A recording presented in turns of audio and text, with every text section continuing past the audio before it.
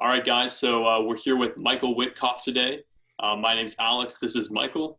And we are going to be going over a book that I recently reviewed on my channel, which is On the Masons and Their Lies, which you can get a copy. I got mine on Amazon. Is there any other places that you can get it? If people want signed copies, they just email me and then I end up shipping it out to them myself. But usually through Amazon is where most of the sales are, yeah. Okay, perfect. And if you want that brief summary, or it's about 45 minutes or so, you can go over to my channel and kind of see that summary. If you want the book, go ahead and get it. But if you want kind of the introduction, go over there and check that out first, because the questions that we're going to go over today are going to be maybe a little bit more in depth, so slightly more. So you might want to just get that introduction first. So with that being said, you ready to just get right into it, Michael? Yeah, man. You're in charge. All right. So tell us, Michael, a little bit about kind of your first experiences with Masonry. Like, how did you get involved in it? What did that look like? So a long time ago, this was probably 7 years ago now, maybe possibly 8 years ago, I used to be a hippie. I had long hair. I worked at Greenpeace, canvassing around town, around San Diego, raising money to, help various animal causes or attack certain brands that were doing environmentally harmful things. And I was on the door team at the time, which means that instead of standing in a mall canvassing, I would knock on people's doors in a certain neighborhood. I would get a list of houses to canvass. It was usually members that I wanted to get them to re-up their subscription or whatever. And there was one guy that I canvassed who had the square and compass next to his front door, which is the Masonic logo that you're probably all familiar with the G in the middle. And I was talking to him and I was like, hey, so what is this symbol about anyway? Because at this time I was a new age kind of guy anyway. So I'd heard of Freemasonry. I didn't know anything about it. And he really wouldn't give me any answers. He gave me the usual, it's a fraternity that makes good men better. It's not a secret society. It's a society with secrets, all these kind of propaganda terms that they give you as a Mason to tell other people when they ask these questions.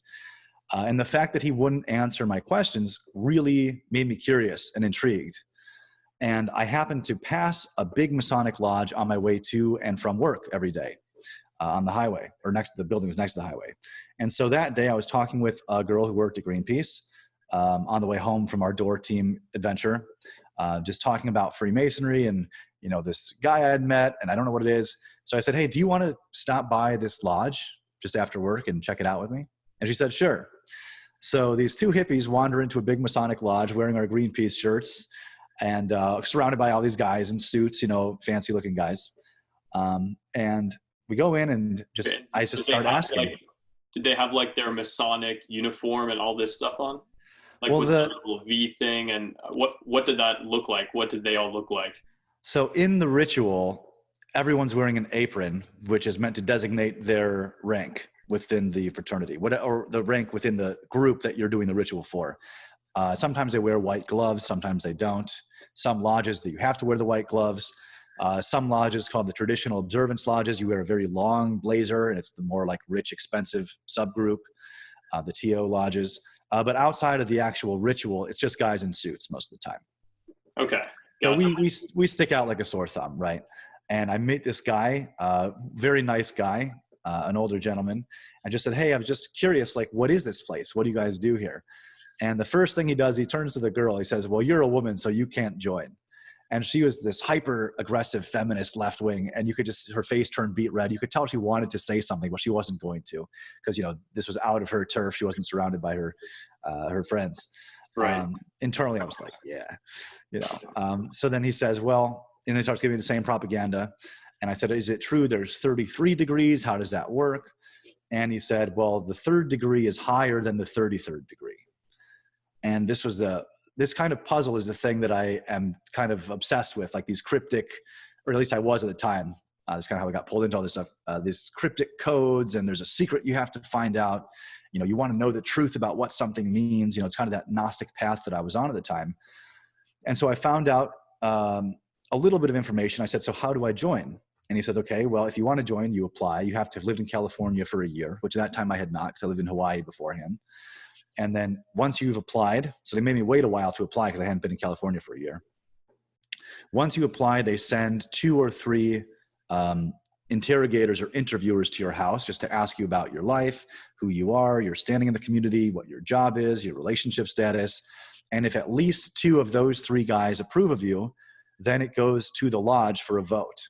So everyone in the lodge who's, I think, a Master Mason, at least a Master Mason, which is the 3rd degree, has the right to vote on new members. So you all get in line, you take either a white marble or a black marble, you put it in the box. This is where the origin of the term blackballing comes from. If you get the black marble, it's a no. And if everyone votes for you unanimously, then you get to join. And so I did that. I got through the process, and then I was initiated as an entered apprentice Mason, which is the 1st degree. And that is the story of how I kind of got interested and ended up joining. Yeah. So what would be, just a quick question, what would be like the something that would tip off them to say, no, maybe we don't want to bring this person in?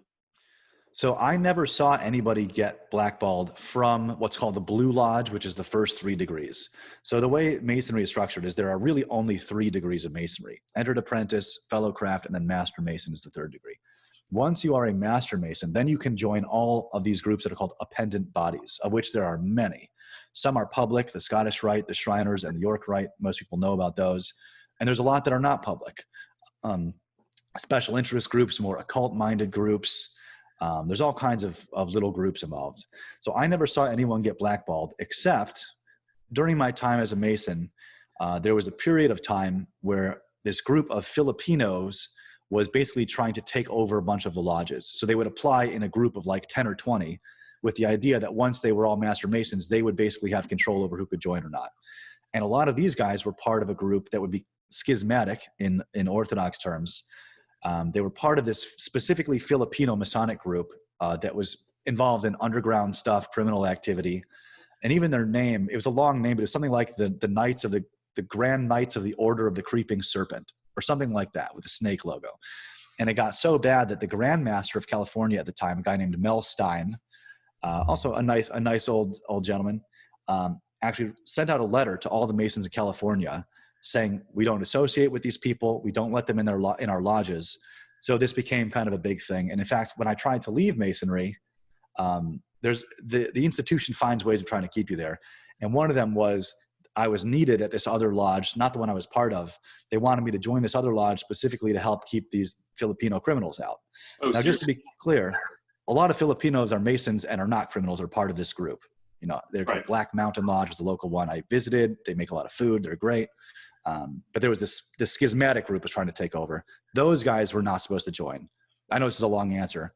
Besides that, I didn't see anyone get a no. But I would imagine if you were a rapist or a murderer or something, even if you'd served your time, I would hope something like that would keep you out.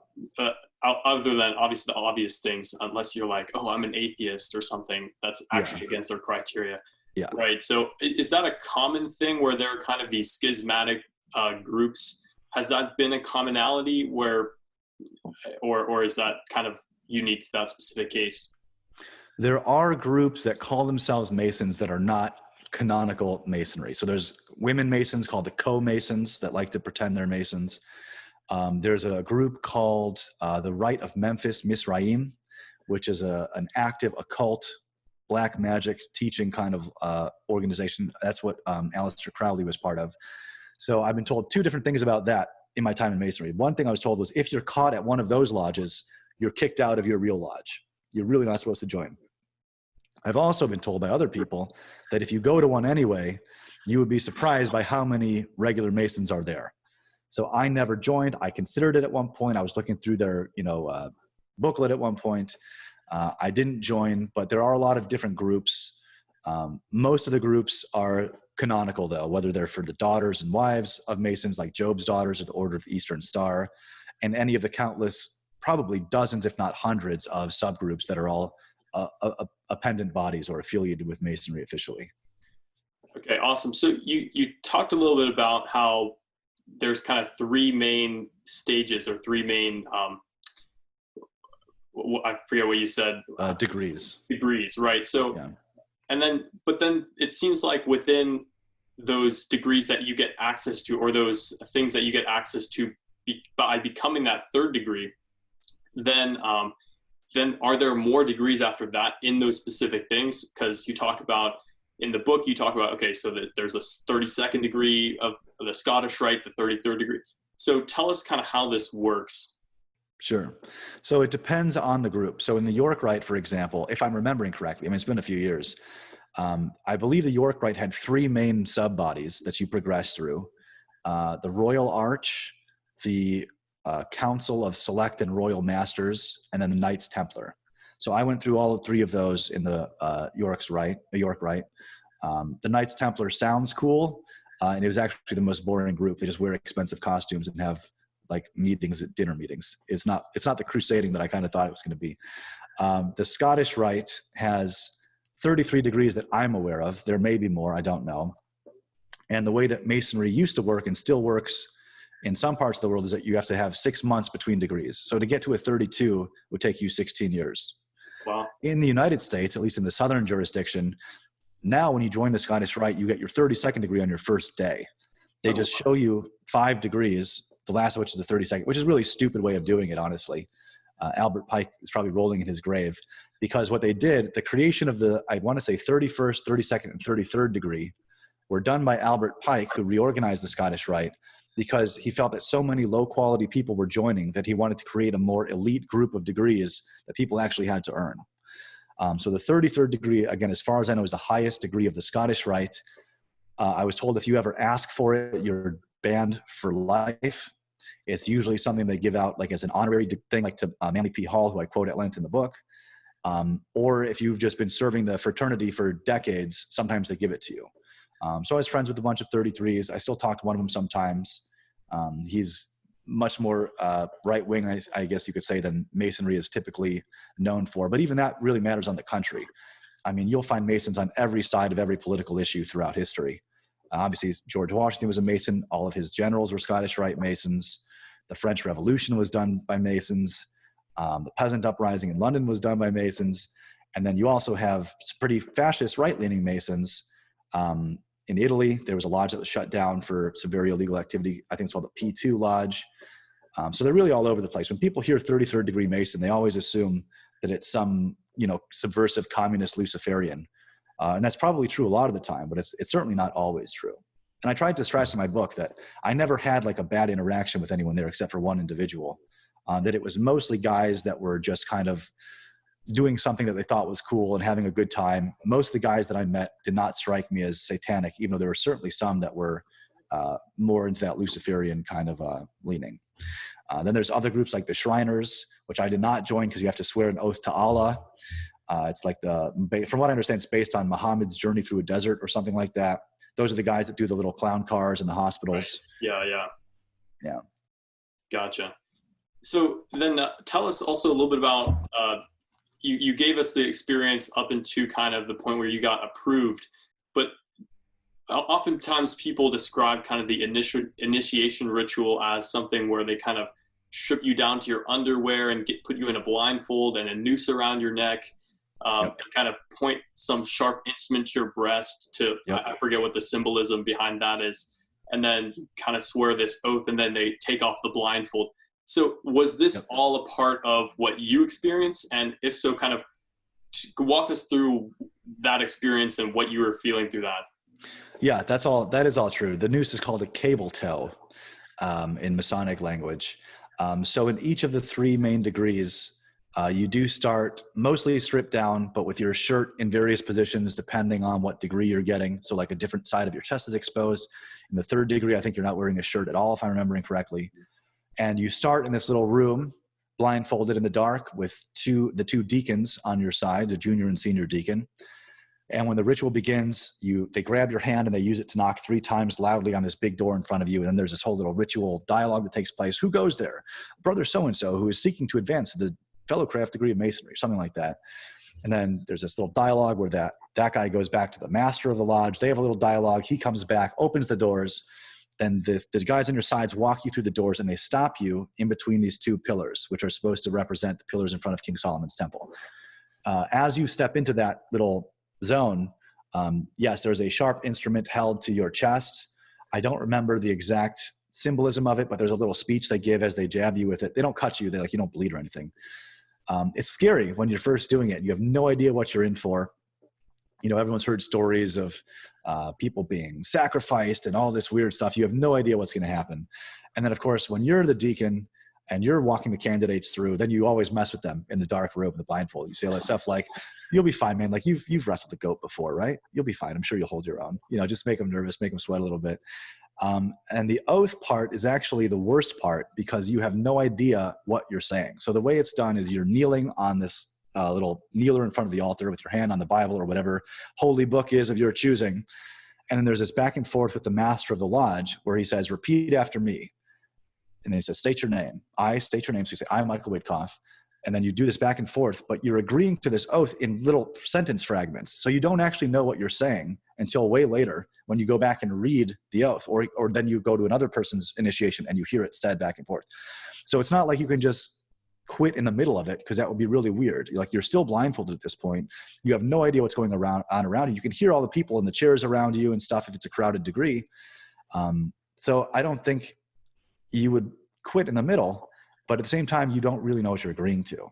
So that's a little bit sketchy. And then after that, they all clap. And now I now Masonically say, let there be light. And they all clap and you take your blindfold off. And then there's more speeches and whatnot. And then the degree sort of ends after that. And then the third degree is a whole different thing where you're playing a character called Hiram Abiff. And you're trying to escape from these different exits from the temple, and then different assassins try to attack you until the third one kills you. And then you actually fall back. So they hit you on the head with this thing. It's soft. You fall back into this canvas that other guys are holding, and that's your grave. And then they kind of carry you around the room ritualistically. And then they walk around you singing this song until they raise you Masonically. So it's bringing you from this death to life. So it's literally like a satanic baptism. In Christianity, we die with Christ and we're raised with Christ in baptism. It is that idea, but done in a different way. So like a Luciferian baptism kind of ritual. But the first two are kind of just plain. The second one, they explain to you the 7 fields of liberal studies, liberal arts and sciences, like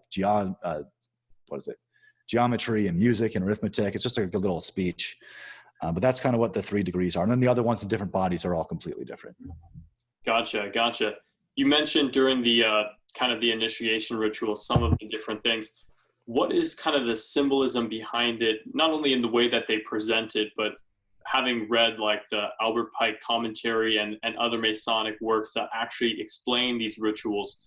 Like, for example, in your book, you mentioned that those pillars that you talked about during the thing actually represent mercy and severity, these principles of, Kabbalah or something. I'm not exactly sure. So tell us a little bit about what the actual symbolism is here and why it might not be the best.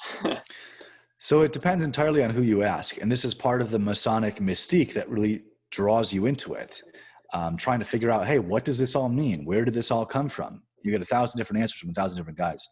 So if you stop at the 3rd degree, you don't really get any explanation of the symbols beyond this kind of very basic ethical, moral teaching. Mm-hmm. But in the 4th degree of the Scottish Rite, called Secret Master, they explain to you that it's all based on Kabbalah. Now, some Masons will say, but that's the Scottish Rite. It's not official Masonry. Only 3 degrees are official. So that stuff doesn't matter.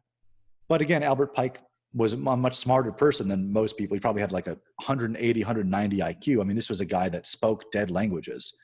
And just if he had been Christian, he could have been a modern church father probably. And he claimed to be Christian his whole life, but obviously he wasn't really, at least not in the way that we real Christians think of it. So he said it was all based on Kabbalah, and they show you this picture on the wall of the Kabbalah Tree of Life glyph or diagram, where they explain that the pillars of the King Solomon's Temple, called Jachin and Boaz, or Jachin and Boaz, depending on who you ask, are these sides of severity and mercy, or the male and female principle. And that the reason you stand between the pillars as a candidate is because you are creating equilibrium within yourself, trying to balance these various forces within you, which on its surface is not a terrible idea. You don't want to be too merciful or too severe. Either direction is a weakness. But the problem is that this is all very similar to, this is the kind of the philosophical underpinning of communism too, because they're trying to equalize things in a physical sense. So instead of being about like internally balancing these passions or ideas that might be off, it's about making like everything equal in the world. So to oppose it, like Aristotle talks about this kind of, virtue and a vice, and in between is that golden mean.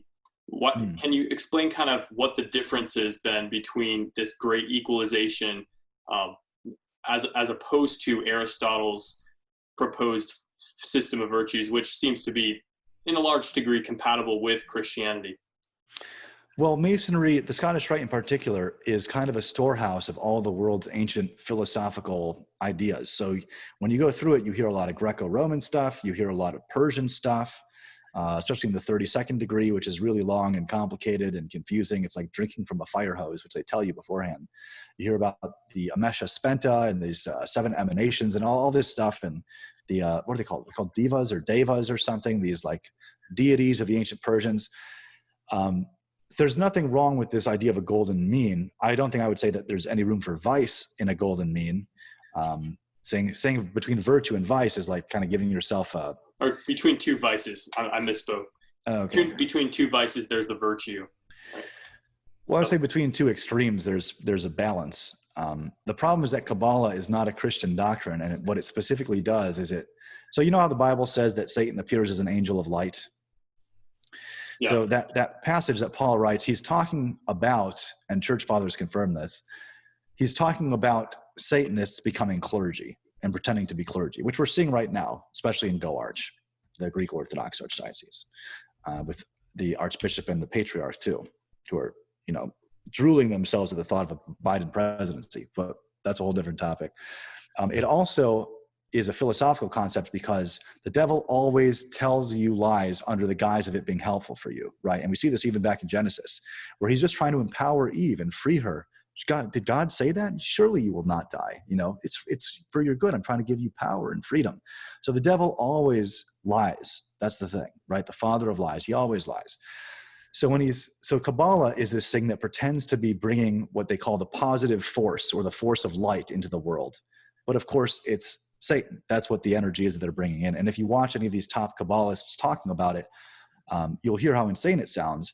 And even if you can't tell how insane it sounds, if you look at the fruits of it, the fruits of Kabbalah and communism, which is kind of its political consequence, I would suggest, it's mass death and suffering. So if this was really a positive force, you would see the world getting better because of it. And since that's never the case, if we're going to judge a tree by its fruits, we can deduce from that Kabbalah is evil, especially if you look through the Zohar, which it was all the volumes of it were in my Masonic library. You can tell that it's a very un-Christian thing. It's all about astrology and gematria and occult concepts like that.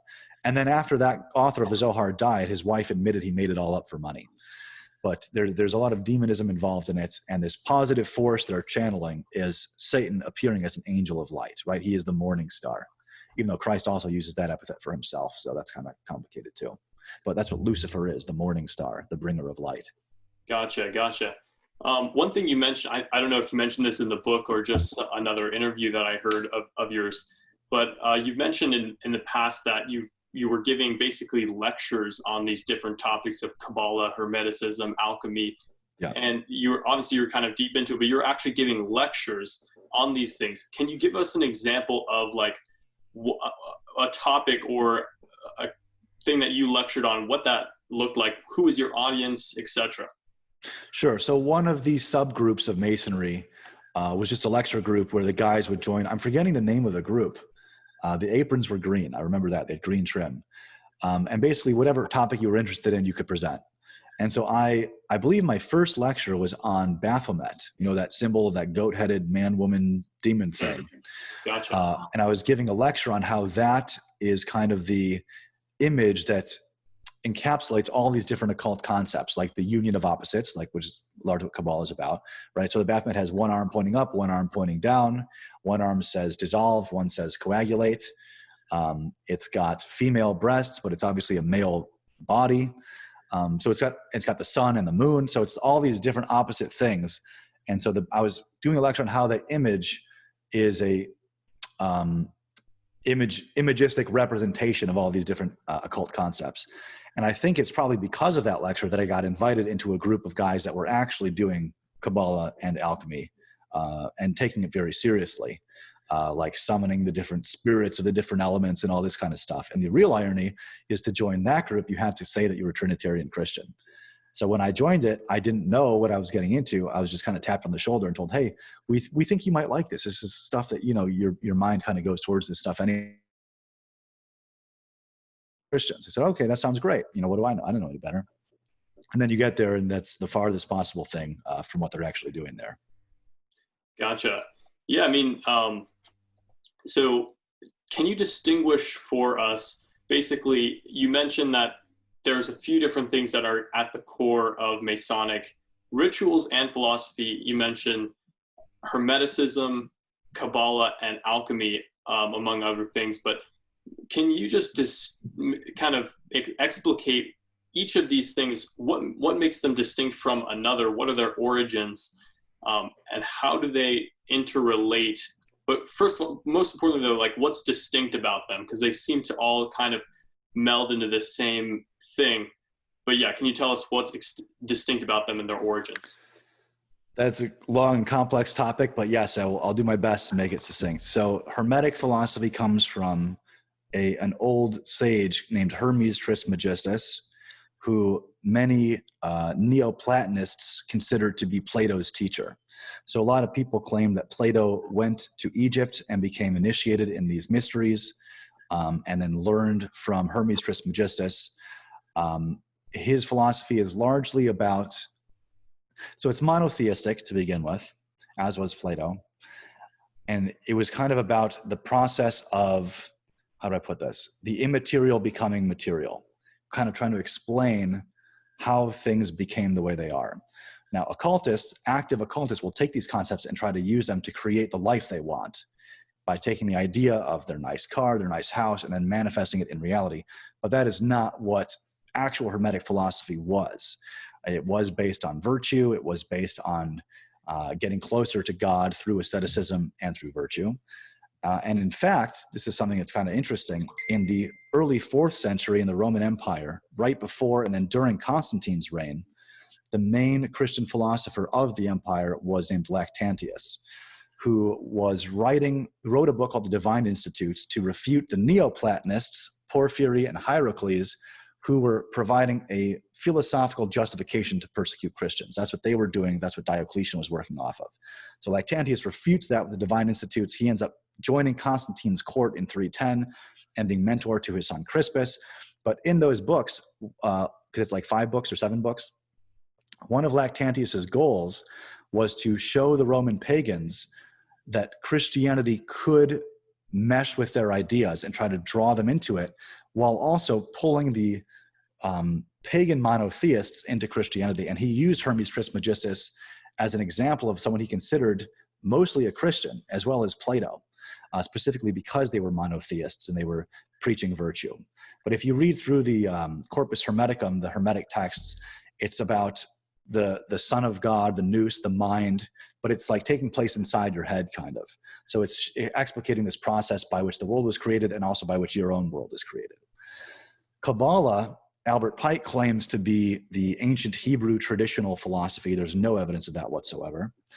The Zohar, which is what it derives from, I think was in the 17 or 1800s, written by a guy named Moses de Leon, who used the name Simeon Bar Yochai to write it because he thought it sounded more Jewish and authentic, which again his wife acknowledged after he died. Is similar to Hermeticism in that it tries to explain how the immaterial becomes material. So that's kind of the commonality between these different systems, I would say, is they're all just trying to explain, how did we get here, right? That's kind of the fun. I mean, everyone asks that question. How do we get here? Christianity has an answer. Kabbalah has an answer. Hermes Trismegistus had an answer. Plato had an answer.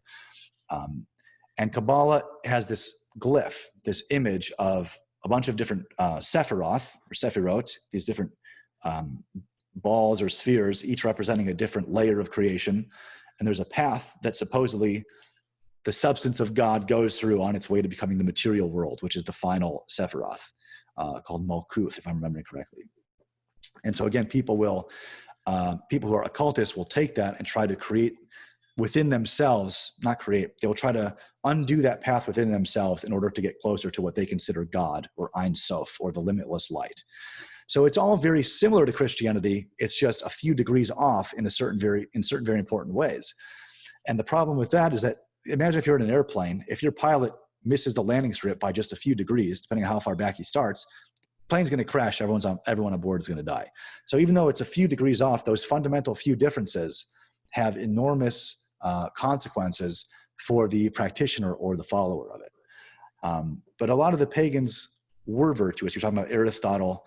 I mean, depending on who you ask, some Christians, I mean, there are icons of Plato in some churches, not with a halo on him because he's not a saint, but these are basically considered honorary Christians, or Justin Martyr would have considered them Christians before Christ, like as close as you could get to the truth before the truth became a human being and walked around explaining everything. So it really depends who you ask in Masonry, because everyone believes something different. Their only real qualification, supposedly, you have to believe in a supreme being. Not everyone there really does. And you have to be 18 years old. Beyond that, they don't really care. And Albert Pike, it's not even really clear what his exact beliefs were because they changed a lot throughout his life. He claimed to be Christian the whole time, like I said. Morals and Dogma, the big magnum opus of the Scottish Rite, is at least 50% copy-pasted from other sources. From Eliphas Levi, or Levi, however you pronounce it. He was this French magician. And he said the purpose of alchemy was to be forever young and always rich. So obviously that's taking some of these ideas of the immaterial becoming material and using it completely for hedonistic ends. So someone following that side of the alchemy thing or the occult thing is obviously not as far along the path to truth as someone who studies that stuff but is not using it for material gain. In fact, Lactantius, the guy I mentioned in Constantine's court, he chose to see everyone as a Christian. This was part of his fundamental worldview. Everyone is a Christian. They're just at different points along the path, which I actually think is a really charitable way of viewing things. It's part of why Constantine had such religious freedom in his empire. That changed with later empires. But if you look at everyone as a Christian at different points on the path, you would say that Plato and Hermes were really close before Christ got here. And then guys like Eliphas Levi were at the far darker end of it, where they might be right about some things, that immaterial becomes material. Obviously, God created out of nothing, right? But using it for completely twisted ends. So Masonry is really like a philosophical storehouse or warehouse with different shelves, and you can kind of choose your own adventure. No one's there to tell you what's right or wrong. You kind of just pick what you want. Right.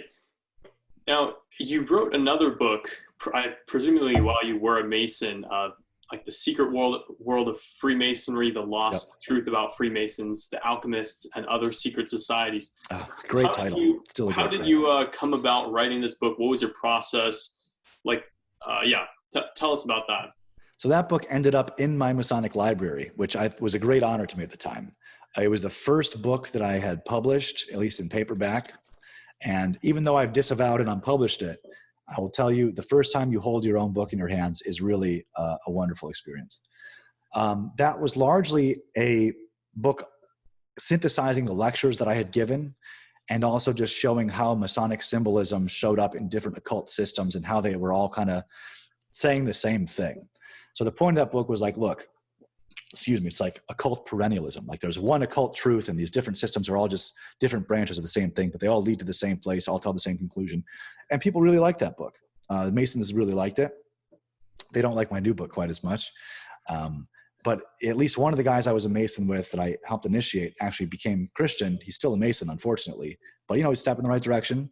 Protestant, still a step in the right direction, right? I took that path too, got baptized. So hopefully that'll cleanse some of the dirt off his soul. And when I left, I was told, you know what, you're not the first one to leave. You're not going to be the last one to leave. People do this born again Christian thing fairly frequently. So I didn't get any sort of like hate or anger or anything. But yeah, the book was a short book. I think it was like 70 or 90 pages long. I think I still have one copy of it somewhere in my house, but it's not available anymore. I'm sure someday it'll be, sold by third-party sellers if it's not already. But yeah, that was just me like trying to be of service to the fraternity, essentially. Gotcha. So one of the things that you identify as really key to Masonry is basically perennialism. That, Christianity, Islam, all these other religions, Plato, Aristotle, like the Greeks and the Egyptians, and everyone who's doing some sort of attempt to arrive at truth in any way, shape, or form. Really, they're just all going towards the same thing. And you don't really need necessarily Jesus Christ. Basically, maybe he's one expression, but there are lots of different expressions to get towards this one truth. So it seems to me like many people in our culture, well, not only it seems to me, but in a matter of fact, many people in our culture believe this idea. Having gone from Masonry to Christianity, and with the perspective you have now, why is this idea so ridiculous and so stupid? Well, there's a lot of, first of all, passions that we have that if you don't have Christ transforming them through grace inside of your soul, if you don't act on them, it's going to be through sheer willpower, and it's just going to be miserable, and you're probably going to lose most of the time anyway. Christ can take those things and change them. Like, I don't know if you know how much you know about my past. I used to be really into the whole pickup artist thing. I spent 10 years of my life just in fornication and intoxication, doing all that stuff. And I've been celibate since my baptism. That is not something that could happen without God's grace. That's not something you can will yourself to do. But he can enter into us and change us from the inside out. That's not something that's going to happen with other systems. You're not going to overcome your vice and attain virtue through sheer willpower alone. Obviously, a lot of those pagans that I mentioned were attaining virtue because I think God rewards every step in the right direction. So if you're around before Christ came and you're doing your best to seek God in virtue, I think there's going to be some grace that you get for that. But the main problem with perennialism is that there's no evidence for it, as seductive as an idea as it is. And as Father Andrew Stephen Damick points out in his really good book, Orthodoxy and Heterodoxy, to suggest that all religions are really the same is to do violence to each individual religion you're talking about, because it's basically saying you don't believe them when they tell you what they believe. So you can't believe Islam, Judaism, Christianity, and Buddhism. If you say these are all the same, you're completely ignoring massive fundamental differences that any genuine practitioner of any of those traditions would tell you is not compatible with the others.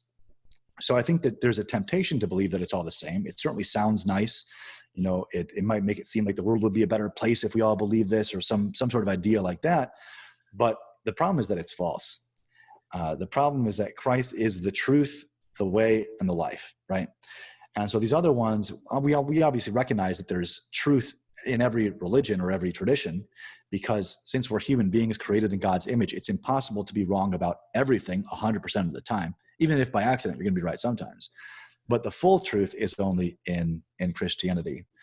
Specifically, of course, Orthodox Christianity, I would say. Of course, people will disagree. They'll say the Protestants are the truth, the Catholics are the truth, it's all the same.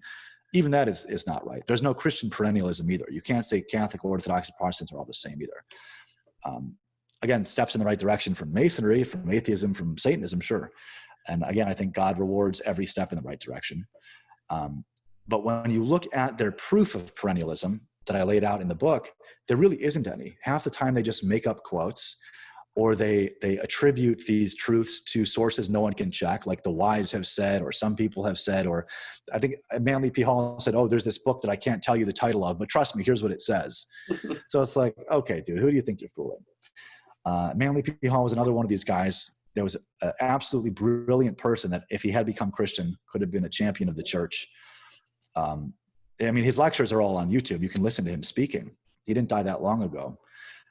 But, you know, again, if you get a few degrees in the wrong direction, you're going to miss the purpose. And if you look at pictures of these guys, which I think I recommended doing in the book, they all have that kind of satanic mask with the black eyes. And they all look like that. Napoleon Hill looks like that. That New Age guru, or New Thought guru, I should say, which is just occultism watered down for marketing purposes. Albert Pike has that look. Manly P. Hall has that look. J.D. Buck has that look. So you can see the fruits of this belief by looking at how dead inside these people are, even if what they're saying is really genius. Like, have you read the Space Trilogy by C.S. Lewis? No, I have not. So I read the first two books. I didn't like the third one too much. I didn't finish it. But in the first two, there's this transhumanist atheist scientist who basically becomes progressively possessed until he becomes what C.S. Lewis describes as the unman, where he's just a mouthpiece for the devil. He's just this dead puppet that the devil speaks through. And so that's kind of how I perceive people like Manly P. Hall and Albert Pike, even though at one point in my life, I had a hand-painted portrait of Albert Pike, an icon, in my room, where now there's a Ukrainian icon of St. Michael the Archangel in that space instead. But I really looked up to him because at the time I thought, this guy's really smart. He knows all this stuff. He was a historian. He studied ancient dead languages. I mean, a very smart guy. But at the end of the day, one path leads to death and the other path leads to life. And there's no getting around it. You can try your best to find life in other groups, other religions. You might get some part of the way down the path, but it's not the same thing. It's not the same as having Christ in your soul, and it's just never going to be. Right. One of the things that you've now mentioned a couple times is like how intelligent Albert Pike was, or some of these other people as well, that they might be intelligent. But you also mentioned that in order to believe in perennialism, you basically have to think that all the religions teach the same thing, when it's manifestly clear, if you actually look at what they teach, that they don't teach the same thing. So how do you reconcile him or these people being smart and intelligent with this basic level contradiction that seems really, really silly to me? I think the short answer is pride. Smart people know they're smart, and that makes them tend to not listen to others. So if one of these people has convinced themselves that everything is the same and other people tell them that's not true, they can tell themselves, well, they're dumber than me, I know better than them, and just dismiss it. Now, I wouldn't describe myself as a Ben Shapiro fan, but he's right a lot of the time. And one of the things he's right about, he says that a smart person who starts from wrong principles can convince themselves of anything. I would apply that to him. I would apply that to Jordan Peterson and the rest of this, quote, intellectual dark web. They're not really that smart, to be honest with you, but they certainly think they are. And especially with Peterson, you can see how the high-ish IQ combined with a wrong starting point leads to wildly wrong ideas, and obviously someone who's not healthy and not happy and not fulfilled. Because again, without Christ, you can know as much as you want. It doesn't matter. I mean, somewhere in Colossians, Paul writes not to be captivated by the philosophies of the world, instead of putting all of your mind onto Christ. That's what heals you. That's what saves you. That's what makes you a whole human being. You can know everything there is to know about every topic and still be an empty human being. And unfortunately, that's the case a lot of the time. And the higher the intellect, the harder it is to accept Christ in some cases, because pride is the main thing blocking people from receiving Christ's light. And humility is what opens the floodgates of mercy. So if you're walking around thinking you're smarter than everybody, it's going to be rough, and Pike even writes against the church fathers in Morals and Dogma. He writes against monks in Morals and Dogma, says they're wrong for their rejection of the material world instead of trying to fix it, basically. And he asked the question in Morals and Dogma, he says, well, who's to say some church fathers know more than me when I have access to the same books they do? Now, if you remove grace from this equation, that's a logical question. Okay, you have the same sources, some of them anyway.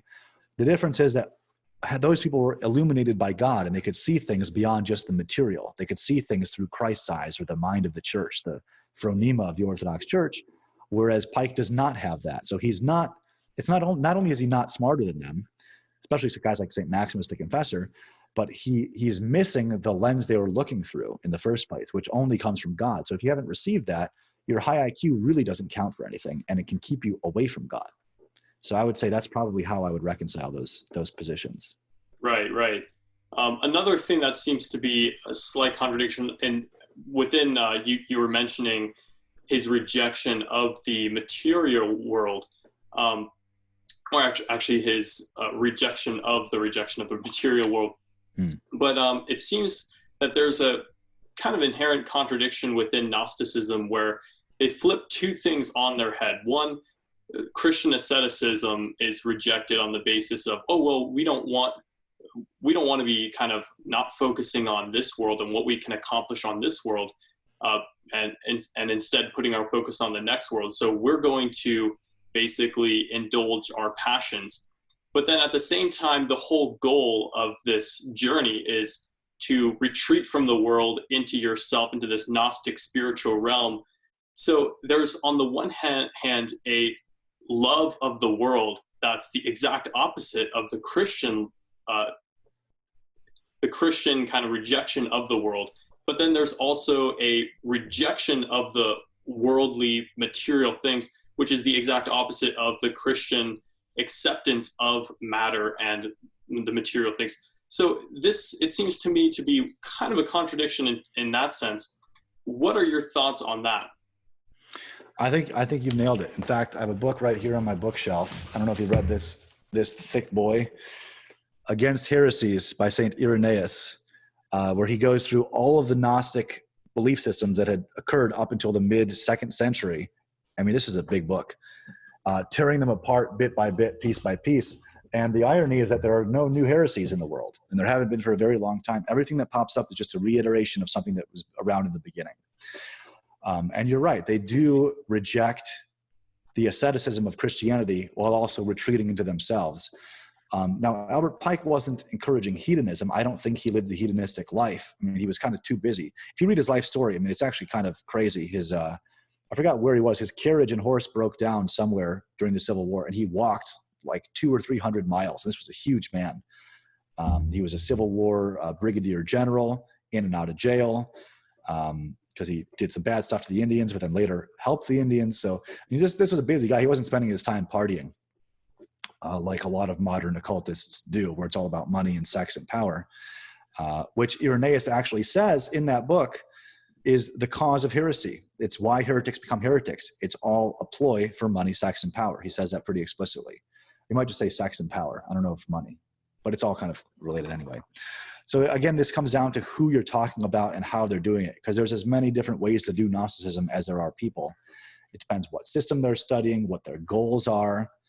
Do they want to know the truth just to know the truth? Do they want to know the truth to be closer to God? Do they want to know the truth so they can use it to their material advantage? It's all this big, murky, muddy pool. Even within Pike's writing, it's just not clear what he believed, because he was copy-pasting so much. And since there's no coherent belief system within Gnosticism anyway, so it again all comes down to the individual. But at the end of the day, the scriptures and the saints, that is coherent. That is a coherent worldview. And outside of that, you're just flailing around, kind of out in the water by yourself. Yeah, I definitely get the same impression by reading your book and just researching Freemasonry. It does seem to be very contradictory all over the place, which is, yeah, like I was saying earlier, another reason why it's confusing to see how, oh, well, this person's so intelligent, but they have all these contradictions. You mentioned earlier, maybe in another interview or something, that you would basically show people occult symbolism. You would take delight in exposing occult symbolism, but not really exposing what that means. Now, what would be an example of this kind of symbolism that you would put out there? Or what are some examples of symbolism that we see out in the world that we can kind of now, having this knowledge, be able to identify as Freemasonic or occult, and know that it's heading in that direction? So I made a video on my channel, Brother Augustine, called My Final Video on Occultism, where I go through band logos and corporate symbols showing exactly what they are. Target is a great example. It's an alchemical symbol for gold, the circle with the dot in the middle. Like, have you ever asked yourself what a Target has to do with a warehouse? Like, what does Targets have to do with shopping? Absolutely nothing. Steve Vai, guitarist, and Jared Leto's band 30 Seconds to Mars both use the triangle with the line through it, which is the symbol of air or Lucifer in the occult lexicon. There's a group of people. So there's the Mensa Society, which is like for smart people. And there's another group like that called the 999 Society. If you look at the logo for the 999 Society, it's obviously 3 6s. But they're like, oh, tee-hee, I'm being clever. I'm going to call this the 999 Society, and no one's going to get it. You get off on this kind of stuff when you're into that world. So that video goes through a number of examples. Arch Enemy, a metal band, they also use the symbol that Target's using, the circle with the dot in it. And once you know what to look for, it's absolutely everywhere. There's a company in Southern California called Air Products that delivers nitrogen and hydrogen to different facilities, different manufacturing facilities. And their symbol is the triangle with the line through it, the symbol of air. So once you see it, you can't unsee it. That's kind of what it is. And most of the time it's them flaunting it when not telling you what it is. Or this content, there was a bill in the House, I believe, something about COVID-19 contact tracing. It was Bill 6666. I mean, they don't hide this. They don't try to hide it. They think they're clever. They're getting one over on the stupid masses by doing this. And sometimes they're probably right. A lot of people don't notice what they're doing. But again, once you get it, which I lay out in that video, you're never going to be fooled by it again. And you'll be able to recognize which musicians and pop stars are all Satanists and all this. And it's a lot of them. Gotcha. Yeah, I'll make sure to link that video. I'll find that video of yours and link it in the description so people are able to find it. So in what kind of situations would you show people these things?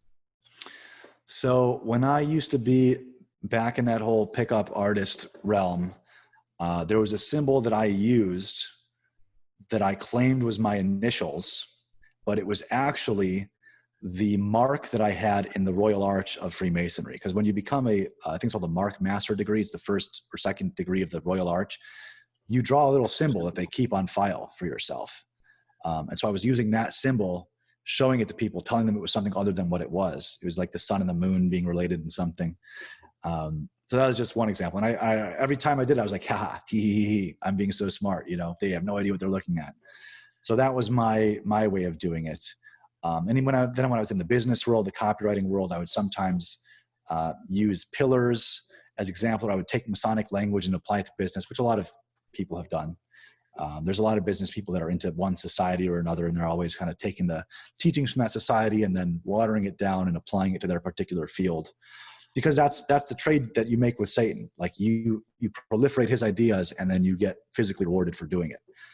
That's what it means to sell your soul. Even if you don't realize that's what you're doing, it's not like Satan needs your understanding to work through you. He just needs your consent. Whether you know what you're consenting to or not is irrelevant. But again, Satan can't use you unless you consent to it, which is an idea that people miss. Like, yes, he's extremely powerful. He's an angel. He's more powerful than any human being. But any human being who's got God on their side, God's going to suppress Satan through them. It's very easy for him. We know what's impossible for man is easy for God. It's effortless for God because he's an ant beneath God's heel. But if you don't have the Holy Spirit, you're just like an open door for demons. And if you we're led astray by our own desires, like the Bible says. So as soon as you start wanting something, that's when the demonic energy starts kind of gravitating to you, and then it'll work in you and through you however it can. This is like the meme from the vampire movies where you can't enter your house unless you invite it in, right? I think that's kind of what that imagery is trying to say. Right. So, in Christianity and Orthodoxy, we have an idea of evangelism, that we need to spread Christianity and the truth of Jesus Christ. And primarily the way that we do that is conforming ourselves to Christ's image by renewing our minds and becoming conformed to him and exposing that to other people so that by our good works they may glorify God. But it seems to me like this exposition of these symbols, would you call this a form of Freemasonic evangelization? You mean like explaining to them what they're actually involved in? No, like it seems to me like this from is their the way perspective. we spread our message in Christianity. This is the way that it's approached in terms of getting people interested in Freemasonry, since you did mention that the way you got interested in was seeing these symbols, and then because your mind was curious and asking about these things, then you kind of get in, just like maybe if someone was doing good works, that someone might see that and be curious about why they're doing that. Does that make sense? Yeah, no, I think you're right. They're not supposed to recruit overtly by saying, "Hey, do you want to join?" Right. To be one, ask one is kind of the what they say. But yeah, I mean, Masons are always displaying it.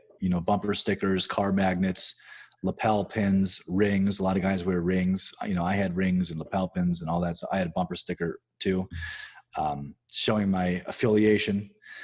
Now it's like a Orthodox sticker back there. So yeah, they're always kind of promoting it.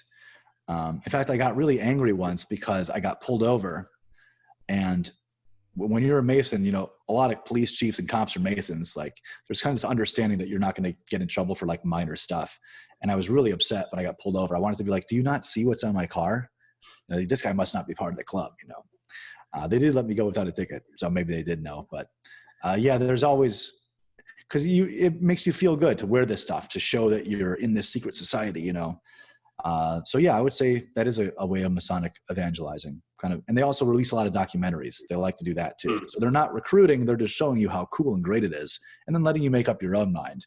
But in a way, it's recruiting by subtler means. Gotcha. Yeah, yeah.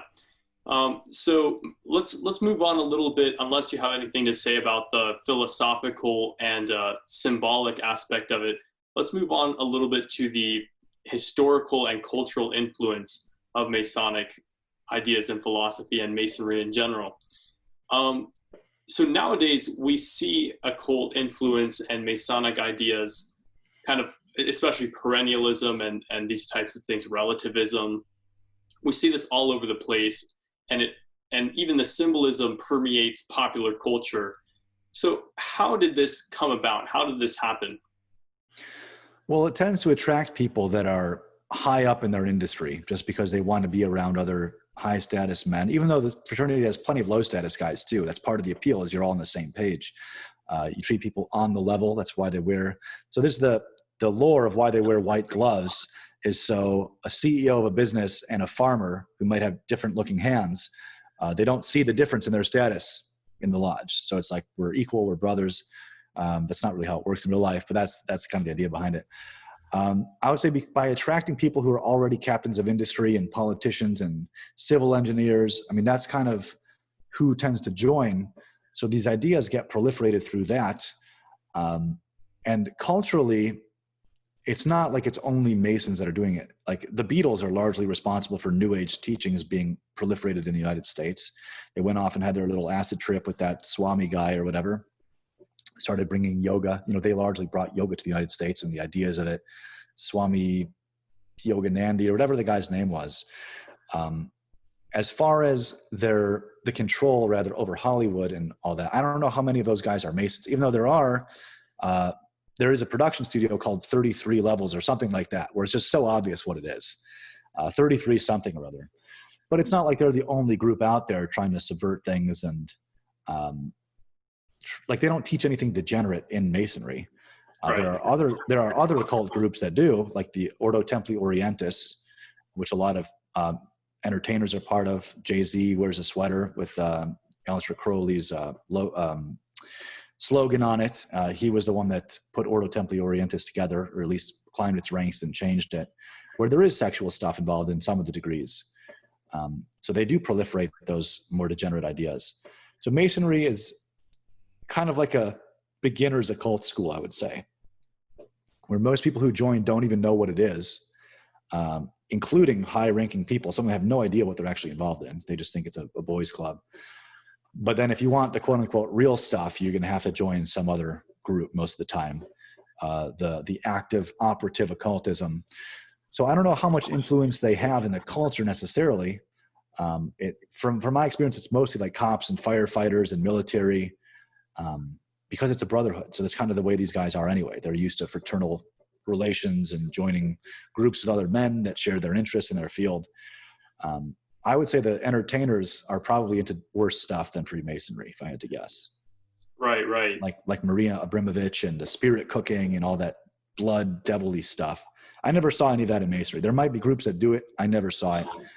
I don't know how much of a threat they are culturally, considering that they're mostly old and losing membership. But there's certainly bad people out there spreading bad ideas. You mind if I go fill up my water cup real quick? Yeah, go ahead. I'll be right back. Just getting some water too. There you go. Yeah, I found your channel. Every once in a while, I make the mistake of Googling myself or searching for my own name just to see if anyone's done anything. And I saw your review of the book. I thought, oh, this is cool. And so I was working that day, mostly just driving around a lot. So I just listened to the whole thing while I was driving around. And I was really impressed, actually. I thought this guy understood everything I was saying. You know, I have there's a lot of fake reviews on Amazon for people that never read it, that are just angry about the fact I did it. And for some reason, Amazon doesn't delete fake reviews or unverified purchases.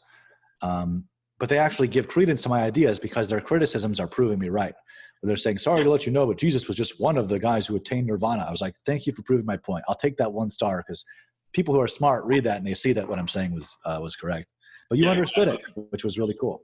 Yeah, I saw the same thing on those reviews too. And I also saw even someone in my comments was like, oh, let's see, what did they say? I think they said, like, wouldn't it be good for all men of faith to call themselves brothers as their religions teach them to do so? I mean, didn't Christ say, love your neighbor as yourself? Yeah. So they twist it. They twist it. I mean, it doesn't make sense. We're told not to mix our philosophies. You know, what business does darkness have with light? And then you swear that you're all brothers in Masonry, but if each one believes in their religion, then they actually believe that some of the other ones are going to hell. So why would you not want to tell them that? If you think someone's going to hell and you don't tell them the path out of that, then you're not loving them. You're giving up potentially their soul for the sake of temporary peace, which is not love. That's hatred, I think. Yeah. So it's all very incoherent when you think about it. Which is why most people don't. Yeah, most people don't. And like I said earlier, most people believe in perennialism, and they believe, oh, well, that's your private opinion. Well, it's really cool that you believe in Christ and stuff, but like that's your private opinion, and then I'm going to have a different opinion. Yeah. So, people don't. I believe people should be allowed to believe what they want. I don't believe that faith can be compelled. Right. Because a fake conversion doesn't mean anything to God. If they convert out of fear of civic punishment, this is why, again, Constantine of Lactantius had freedom of religion in his version of the Roman Empire. Because if people should be able to choose it, and the Bible even says that the reason that Christ kind of like broke away from the Jews and went to the Gentiles was because maybe the Jews would see how happy and full of joy and peace the Gentiles were and get jealous of it and then want to convert. Which is exactly what happened to me. I was raised Jewish. I saw my these Christian friends that were so happy all the time. I said, you know what, maybe they're onto something. And it turns out they were. But if you take that choice away from people, then you're not treating them like God treats us, which is to say, here's the right path, here's the wrong path. I'm not going to force you, make up your own mind, Right. Yeah. Awesome. So getting back to kind of the historical cultural influence and such, Masonry throughout, the past few centuries has been attributed to things like various geopolitical influences, like you mentioned before, the French Revolution, among other events and revolutionary movements and such. So some people are inclined to dismiss this geopolitical influence as, oh, it's all just conspiracy theories. Of course, looking at it objectively, there are always going to be embellishments, but then there's also going to be some truth to things. How would you characterize or describe the Masonic influence geopolitically throughout the last few centuries? Again, it depends on what time you're looking at and where you're looking. If you're in the last chapter of On the Masons and Their Lies, I go through what different churches have said about Masonry. And the Russian Orthodox Church was against it, as all the Orthodox archdioceses have been, because of its links to Jewish leadership within its highest ranks, and that it tended to aid in communism. So they are very anti-monarchy. In fact, the 30th degree of the Scottish Rite is very openly against king and pope. It's about, kill the tyrants kind of thing. Not that explicitly, but that's what they're saying if you watch the degree, you'll see it. So I would say anytime you see, or the overthrowing of Tsar Nicholas II, the Romanov family, the Bolshevik Revolution, I'm sure they were involved in that too. Wherever you see monarchy, which is of course God's reflection in human governance, you see these revolutions, and I think they tend to be involved more often than not. I don't know how much concrete evidence there is of here's the direct A to B connection, but they always tend to be involved in some way. Communism and Masonry tend to work together in terms of this fake democracy that they're bringing to the world, because democracy is not real. It presents itself as being according to the will of the people, which you could easily argue is bad anyway, even if it were real, and I would make that argument. But what it really is this illusion that allows an oligarchy to rule from the shadows, where they present the illusion of choice, but they kind of control things anyway. So I would say Masonry tends to be against real monarchy, so they can help create this kind of shadow oligarchy instead, where they can work by deception, whether they have their own puppet on the throne or it's just someone that agrees to let them flourish. I mean, unfortunately, we've had Masonic clergy, a lot of Masonic clergy. The ecumenical patriarch in the 1920s was a Freemason, Meletius IV. He created GoArch, ironically. So we can see the fruits of that. GoArch is the biggest American archdiocese, but if you look at what's happening now, and then you look at its origins, maybe this was always going to happen. I don't know. Are you in GoArch? I've been insulting them a lot. I hope you're not. No, I'm Rocore. Okay, there you go. Rocore's hardcore. You got to be in. They are. What about yourself? I tend not to say what archdiocese I am in public, but I am not in GoArch.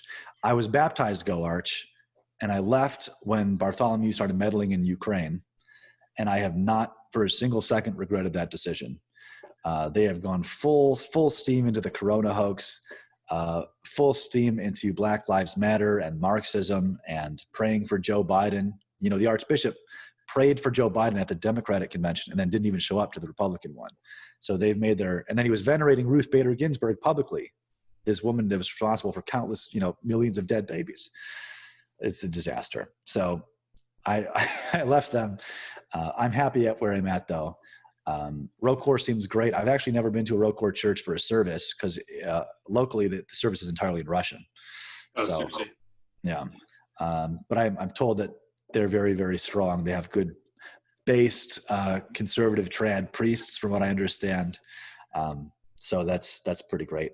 And they've been always against Masonry. Even the Greek Orthodox Church is officially against Masonry too, at least on paper. I mean, I don't understand how, like you said in the book that there was a little conference or small council of bishops that actually condemned Freemasonry. How is it that you can have a Freemasonic high-level clerical leader? Like, that doesn't even make sense to me. Because I think there's a difference between beliefs on paper and real beliefs. There's also, when it comes to terms of human leadership of organizations, there's often blackmail involved. There's different forms of coercion people can use, threats they can use. And that patriarch was not secretly a Mason either. I mean, his photo was in a Masonic magazine. He was very open about it. A lot of the Greeks, have a problem with this.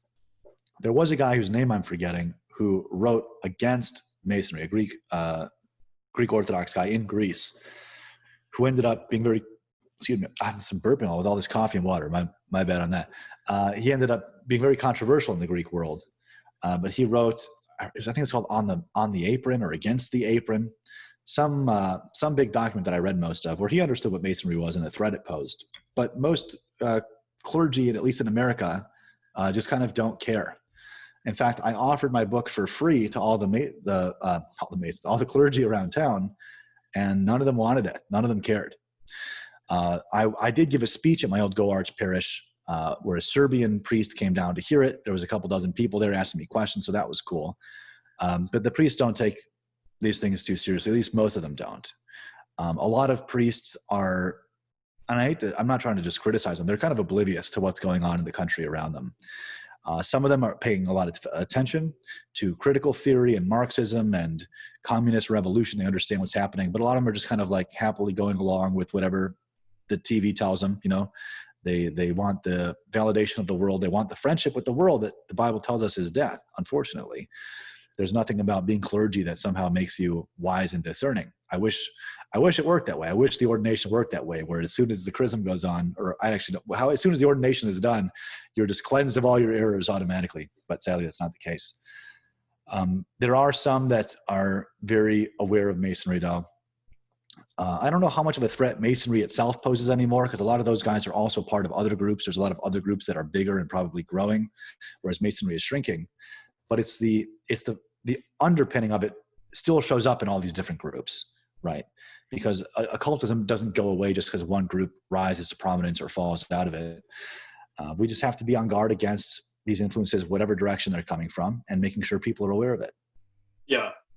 You mentioned, now that we're on the topic of kind of Masonry kind of shrinking a little bit, you mentioned things like the dumbing down of Masonic rites, as well as basically, all the influences, the occult influences we see in culture. Obviously, it's not like you can just say, oh, they're all Masonry. Yeah. So how did it happen? Why is it that the Masonic rites are kind of being dumbed down? And they want more members and money because they're running out. It's the short answer. Once, a lot of princes and kings and dukes are Masons. And in some places, the highest ranking royal person is also the Grand Master of that country's Masonic organization. In America, it's not like that. There's a Grand Master for each state. And supposedly there's no governing body above the Grand Masters, but who knows? There's actually a schism when I was in Masonry between California and Tennessee, because Tennessee allowed 2 married gay guys to join the lodge. And then a bunch of activists started agitating for California to also start doing that. They said no, and we don't recognize it. And then so Tennessee and California Masons schismed over this, because that goes against every religious belief, to be frank. I mean, whatever tradition you're looking at, there are none of them that promote homosexuality. Except for liberal Protestantism. Yeah, unfortunately. But we can't call that a real religion. On my way to work, I drive by like 3 churches that all have these multicolored flags in front of them. They're all, I think one's a Presbyterian church, one is a Methodist church, and the other some random denomination. Yeah. It's pretty crazy. I mean, I think a lot of the Protestant world is on that track, but that's pretty sad. It is sad. I mean, the church accepts people with same-sex attraction as long as they're living in repentance and celibacy. You're not going to be celebrated for your sin. Obviously, that's kind of ridiculous.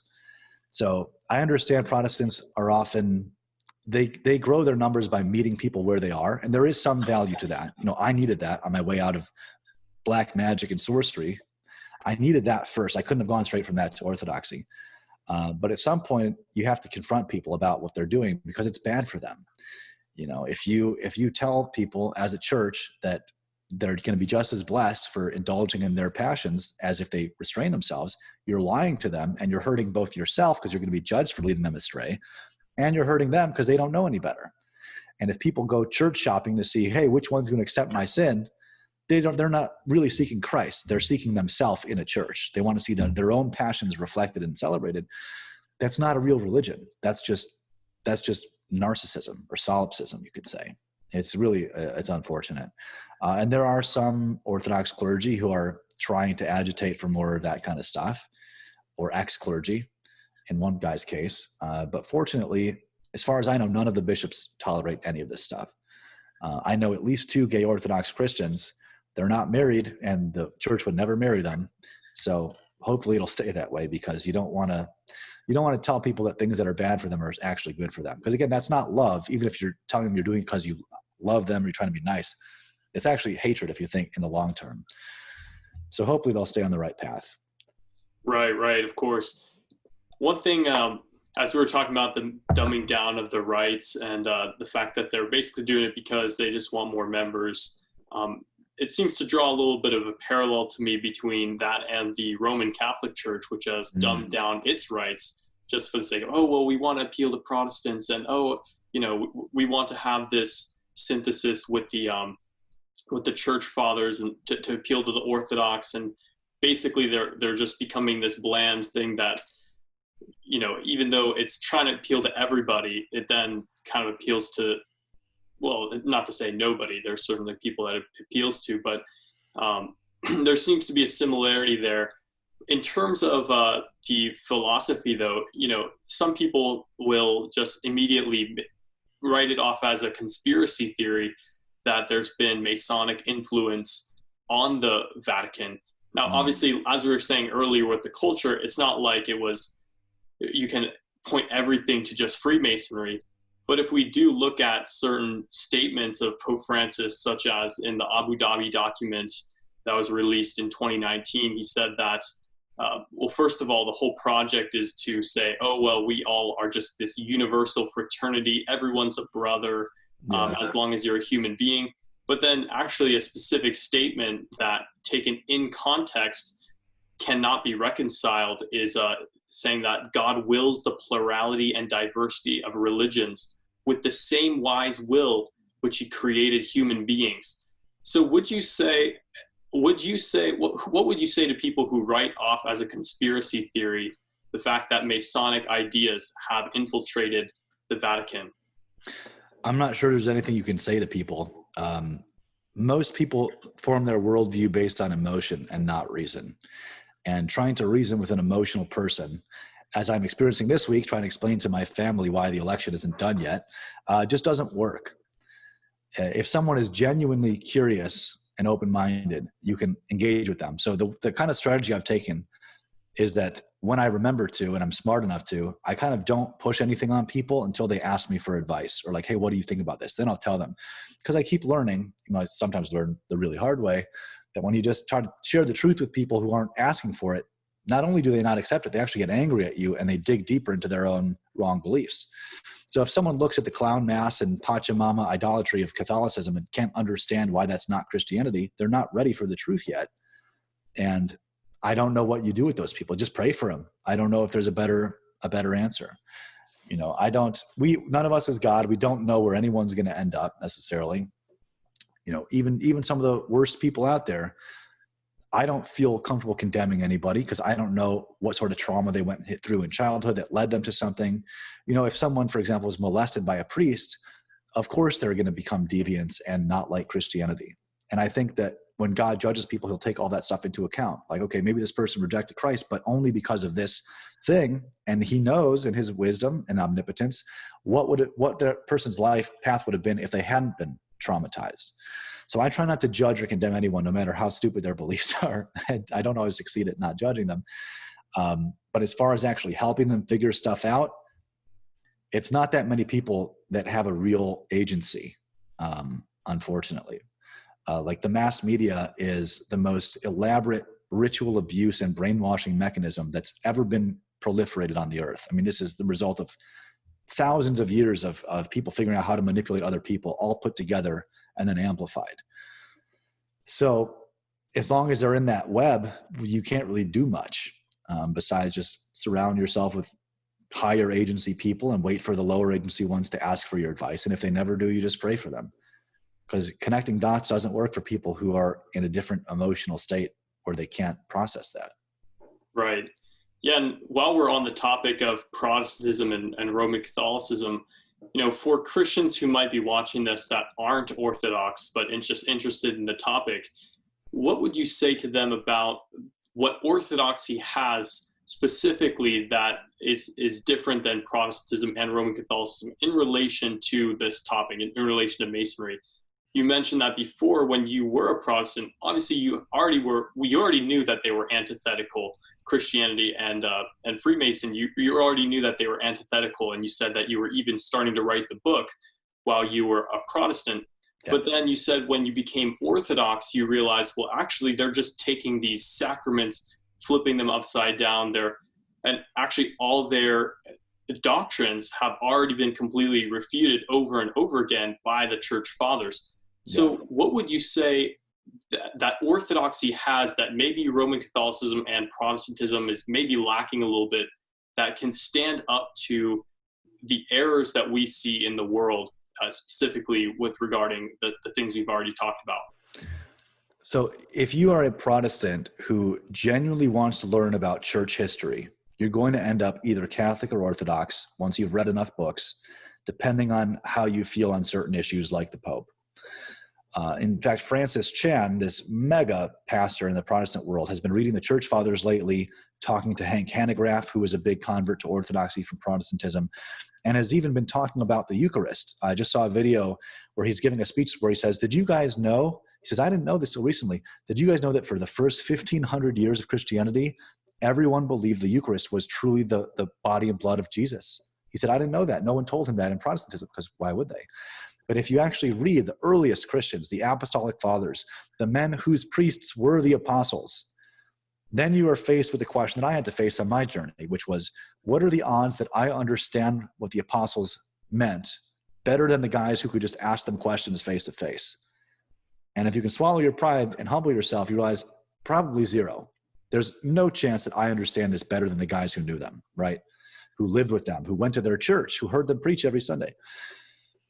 So once you've made that transition to understanding that for the first 1,000 years, there was only one church, and then you start reading the champions, the doctors of the church, as the West would call it, the church fathers, as both sides would call it, reading the saints, the bishops, and you see them sharing their opinion on not every issue, mind you, but a good number of issues, such as the Eucharist. Then you start to realize, wait a second, there's something happening in this Holy Catholic Apostolic Church that is not happening in Protestantism, because my pastor doesn't talk like this. The people I talk to don't talk like this. And what Protestants do, and I think that most of, if not all of them, mean well, and they're genuinely seeking God to the best of their ability with a sincere heart. That was my experience as a Protestant with the people that I knew, is that they're always trying to figure out what things mean, right? What does this verse mean? What does this verse mean? What does this pastor say? What does this pastor say? But the more you read the church fathers, you realize that all these questions have been answered already, like emphatically answered already. So you don't have to put that burden on yourself to figure out what the Bible means. If every saint of the ancient world from the 1st, 2nd, 3rd, 4th, 5th century, whatever, said this is what it means, if they all agree from every area of the empire, the Roman Empire, then there's not really much question. In fact, St. Vincent of Lorraine, whose book I have here, wrote this book called the Commandatory. It's a pretty short book. I think Lorraine is in France, where basically he has a rule. He says, how do we discern what the church says that's true from what might not be true? Because, there's countless tales and legends and traditions with a small t that pop up in various parts of the Orthodox world. And it's always kind of hard to tell, well, how do we know if this is true, right? Even St. Augustine, my patron saint, said, the scripture is the only thing that he can believe without ever questioning or doubting, because there's so many different tales and stories that come up. So St. Vincent says that there's this 3-tiered or 3-point rule for him. How do we establish the true Catholic truth, the universal truth? He says it has to have been believed. The thing in question has to have been believed always, everywhere, by everyone. Meaning, does this go back to the earliest times of the faith? Was it believed all over the place where Christians were? And was it believed by a majority of the people who we consider to be saints, that were the highest, spiritually the closest to God? So if those 3 criteria are met, we can say something is true. The Eucharist, being the true body and blood of Christ, meets those criteria, right? The liturgy or the Mass meets that criteria. We know this was always being done. We know from as early as the year 150, when Justin Martyr was writing about what a Sunday service was like, we know the basic form of the liturgy has not changed. It's been elaborated, it was a little different places. Lots of pieces have been added onto it, but the core of what the liturgy is has always been there, where it's a liturgical service with chanting and scripture reading and a sermon and the Eucharist. This is always what it's been. And as a Protestant, if you're studying this stuff, it's on you if you can disprove that, go ahead and stay a Protestant, because you're not going to be able to. Eventually, you're going to run into this face to face with this idea that, okay, everyone is saying this is what a Sunday service is. It's not a guy with hair gel and ripped jeans giving a speech from a pulpit, It's a service that's liturgical, that has chanting, and the sermon is kind of the smallest part of it in a certain sense. So, Michael, just to clarify, are you saying that? I just want to be really clear, because I didn't know this before. But were you saying that they didn't have rock bands in the early church? As far as I know, the electric guitar was not around in the 1st century. Maybe some time traveler will go back. We'll find a cave painting someday of someone rocking out. I don't know. No, there was no rock bands. Even though I've seen music in the Western Rite liturgy, which is a bit strange. Not everyone's a big fan of that. I've heard an electric keyboard, which I don't like because it sounds tinny and cheap. And I stayed for a few days at a Benedictine monastery in Colorado, a Western Rite Orthodox monastery, where there was a violin solo in the middle of Vespers. So I don't know. People have mixed feelings on that. I don't know how to feel. It was a nice solo. She was good at violin, but I don't know if that's appropriate or not.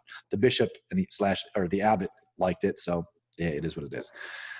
But once you read all this stuff, it's actually a big weight off your shoulders to realize, if you're a Protestant, you don't have to figure it out. You don't have to reinvent the wheel, because it's already been addressed. Somewhere it's been addressed already. And then you can just relax and join the church that's been there from the beginning. All of our priests can tell you what apostle their lineage comes from. You can just relax into it and take part of this and become part of the big church, with the church triumphant in heaven, the church militant on earth, the people that have passed on to glory and people that haven't yet. And then you have access to the sacraments, which you don't have outside of the church either. Now, some people are very rigid and will say there's no grace outside the church, which I don't believe at all. Like I said earlier, I believe that God rewards every step in the right direction. My time as a Protestant was filled with grace. I mean, that's what pulled me out of Masonry in the first place. It was Protestants that did that. It wasn't the Orthodox, which is something we should do better at, is going out and actually doing active evangelism like the ancient ones used to. And they were nothing but kind to me. You know, Protestants taught me to love God, taught me to love the Bible, taught me about the Bible, which a lot of Orthodox just don't ever read, unfortunately. Protestants, you know, they love the Bible, especially the parts they read. They don't like the parts about communion and things like that, or apostolic succession. But when they actually start to look at those, like, you miss a lot of the verses as a Protestant when you're reading through the scriptures. You don't really, you've passed over some things that are actually really important, which once you've heard them explained from an Orthodox perspective, you go back and read them, it's right there. You know, when you read about people leaving Jesus because the eating of the body and the blood was too hard of a teaching for them, well, why would that be too hard of a teaching if it didn't mean what he said it means? When the Apostle John writes that people that don't eat of the flesh and drink of the blood don't have the true life in them, you know, you have to grapple with that at some point as a Protestant. Go, well, if I believe in the Bible that it's the inerrant word of God, I have to grapple with these verses and figure out what they mean. And Francis Chan has figured out what they mean. They mean exactly what they sound like they mean. Yes, we do it in remembrance, but we also do it to partake of the body and blood. And people sometimes say, but Jesus' sacrifice happened once, to which the response is, you're right. And that it is that one sacrifice that we're partaking of on Sunday. It's not that it's being done again and again, because that's thinking from within time and space. It's thinking from within creation. Whereas the sacraments are outside creation being shared with us. We're living inside of it for now. But Christ's one sacrifice on the cross is the Eucharist every Sunday. It's just one event that happened one time. We are entering into something that is eternal, that is not confined by time and space. And so once you start to get this kind of sacramental view of the world, eventually Protestantism starts to feel cheap and shallow. Like, for example, my old pastor, the guy who converted me, opened a new church recently. It was closed for COVID. It reopened. I went to go support him for the grand opening. I made it maybe 5 minutes, and I thought, I can't do it. You know, listening to the songs, which are all very romantic language and all this and that. You know, once you've been exposed to the liturgy for a couple of years, you don't want the rock band anymore. You don't want that style of sermon. Now, some of their sermons are great. That speaker in particular is a phenomenally gifted preacher. I wish he would become an Orthodox priest. But once you've had the full meal, you don't want to go back to the appetizer. Right. Yeah. I mean, I can say I have the exact same experience going through those exact same things. And I even did just a quick little video encouraging people to check out those exact things that you were saying, even pointing out to Francis Chan. Oh, nice. Obviously, he's going to become Orthodox at some point. But yeah, those are all really good points. Why don't you tell us a little bit about how did your viewpoint of Masonry change from going from a Protestant to an Orthodox Christian? How did your view of Masonry change it? What kind of new arguments or new perspectives did you add into your book with going through that transition? Sure. I've got about 10 more minutes, so I'll do my best that I can within that time frame. So I became a Protestant when I was already a Mason, and then I started to feel wrong about it as a Protestant. So I also left as a Protestant and wrote the first draft of the book, which was originally called Why Jesus Hates Freemasonry. I have the original manuscript on my computer. Looks nothing like the final copy of the book. And then as I became Orthodox, I started watching the ritual. I realized this is what Masonry is mocking and imitating. As a Protestant, you don't know what a Christian service, a real service, looks like. And then once you do, and then you look at Masonry, you go, oh, this is the church upside down. They're mocking the sacraments of the church, which, and if you're not familiar with a liturgy, you don't see that as a Mason. You just see this ritual of the guys in their stations walking around the circle, you know, the deacons carrying the sun and moon thing. Like it's an aping of Mass or liturgy. and flipping it upside down. And then in, I think it was the 14th degree of the Scottish Rite, where you eat bread and drink wine, you don't know what that is necessarily as a Protestant. You might. Some Protestants do communion, in remembrance or whatever. But then when you get what the sacrament is and you look at that, you go, oh, they were working off of something when they created this. Yeah, and even your book says that the belief or the teaching is that those particles of matter from the Eucharist that they consume are the exact same particles of matter that once formed the body of Confucius, Plato, Aristotle, Jesus, and other people. So yeah, if you don't get, like you said, the real presence, then you're not going to get their identification of the real presence in that too. Yeah, and that's a completely incoherent point of view. Like, what are they saying? That everyone's body is part of everything? It doesn't mean anything. But then once you get it, in the Knights Templar degree, you actually drink out of a skull, which I don't know if it was real or plastic. I hope it wasn't real. You drink wine out of a skull. I asked for water because I wasn't drinking alcohol at the time. So it's the upside down church. Albert Pike says that Masonry is identical with the ancient mysteries, because a lot of the mystery schools had similar forms to the liturgy, at least in certain respects. So you can put forth different theories on this. Like groups that started after Christ came, you can say were directly aping the church. You could say that the ancient mysteries were preparing people to become Christians, so they'd be familiar with what a ritual looked like when the liturgy started. And you could also say that demons were creating fake copies of the church even before the church started, so that once it came up, people would say, oh, that's just another one of these things, and not bother looking into it.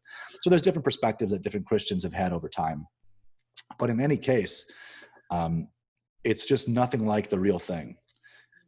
It really just isn't anything like the real thing. Right. Yeah. So I know you said you got to go soon, but I just got one more quick question, and then we'll kind of plug your stuff and wrap up. Sure. So what advice, there was someone in the comment section of my original review video who was saying, I'm actually a 3rd degree Mason right now, but I'm open-minded to Christianity. The more I've been reading, the more I've been convinced. What would you say to someone who is a Mason but has an open mind to Christianity and maybe sees some truth? What would you say to that kind of person? Ask Jesus to show you which one is right. Believe he's there, even if you don't believe in him yet. Pray as if he's real. Pray as if he's there. And do your best to be sincere and mean it. And say, Jesus, if you're real, if Christianity is the truth and Masonry isn't, please show me. Orchestrate the events of my life to lead me in the right direction. Because that's kind of how it works. When you start praying, things change in your life. People pop up telling you certain ideas, certain stories, inviting you to certain places. God works through people, right? Just like Satan works through people. God works through people. And when you put your faith in him, he orchestrates your life to bring you to him and to show you the truth. So if you start praying, start reading the scriptures, I think you'll eventually get out. It's not going to be an overnight thing. And eventually what did it for me was the more I started studying the Bible and praying, the less comfortable I felt in Masonry. I started to feel sick, like something was off, something was wrong, because I'd gotten used to what it felt like to be at church. I'd gotten used to what grace felt like. I gotten used to what mercy felt like. What a bunch of Christians all in fellowship feels like is very different than what you get in Masonry. And so it was that kind of started my exit from the fraternity. But I believe, to the person who asked that, to anyone else in a similar situation, again, God rewards every step in the right direction. If you start seeking him, knock and the door will open, which ironically is another thing Masonry takes from Christianity. You literally knock and the door opens. So it's the right concept. It's just in the wrong direction. Seek and you shall find, and he shall find you too. That is my advice. Awesome. And should we, as just laity, should we be telling our clergy, if we're in a jurisdiction that hasn't condemned Freemasonry, should we be telling our clergy and informing them or giving them a copy of your book? What would you suggest to maybe someone who's in a jurisdiction that hasn't condemned Freemasonry yet? It doesn't seem to make a difference to them, to most of them, unfortunately. It's a conversation worth having with the priest. Hey, what do you think about Freemasonry? They might have a correct view. They might not. my original intention was to send that book to all the clergy and get these big condemnations of it from all the bishops. You know, I didn't know anything. I didn't know how any of this worked at the time. It's like, oh, they're all going to care. We're going to end it once and for all. You know, that's not how it works at all. You don't even have a direct line to the bishop 99% of the time. I would say just focus on your salvation. And if you hear someone talking about this stuff, then maybe engage them.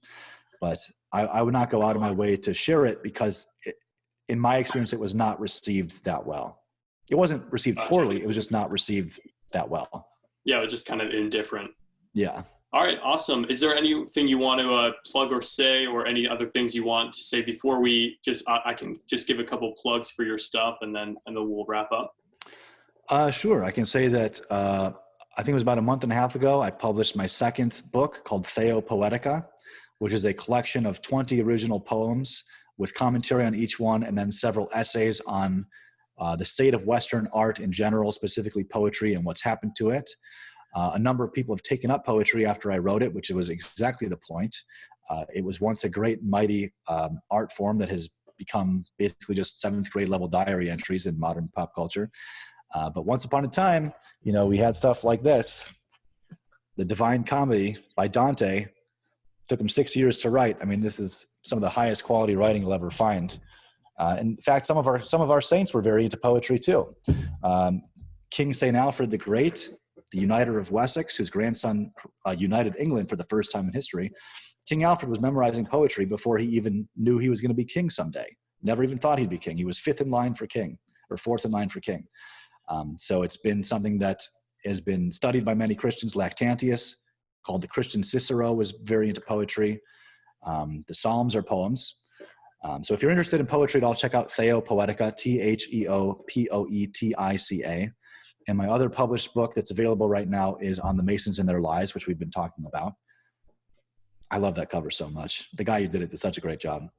So yeah, that's all that I've got out for the moment. I plan on writing more, and I appreciate this interview and appreciate everyone who's read these books and commented on them.